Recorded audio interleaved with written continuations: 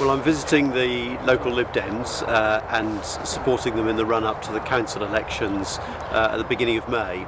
But they were very keen to show me this project here, and I've been enormously impressed by what I've seen.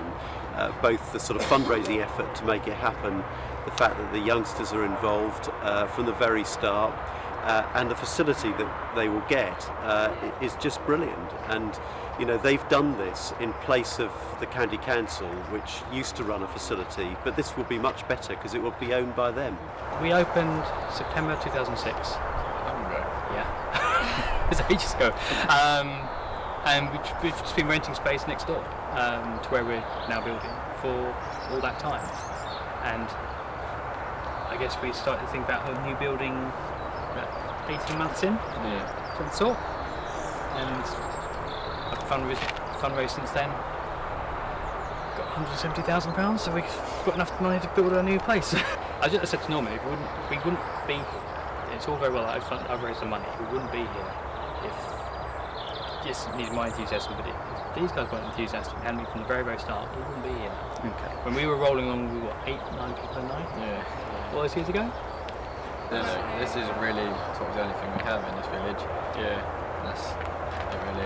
So we did apply for a skate park, but it's another planning permission. You know, we've got to go through the whole where we can get it and raise the money. But I think it'll be great, and you know, it'll bring a lot more to the village as well. It'll be a place for everyone just to meet. You know, we have a train line, we have bus routes, but the buses back up at 7 o'clock, and you know, and then people are stuck, and there is nothing else for anybody unless you want to go and do the scouts. There's nothing, and that, just as youth club as a float, is boat and the scouts. Well, I think our job is to explain what we are doing in government. Things like the tax cut for low and middle income families, getting nearly 1 million people out of income tax altogether on the lowest earnings, but also re-establishing the link between pension rises and earnings, something that was cut many years ago by Margaret Thatcher. We're re-establishing that. These are things that we're doing in government.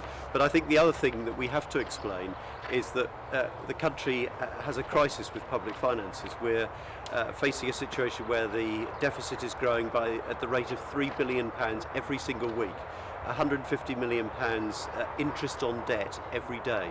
Now, this is not sustainable, and you know, if you create this unsustainable debt for future generations, you just build up a bigger and bigger problem.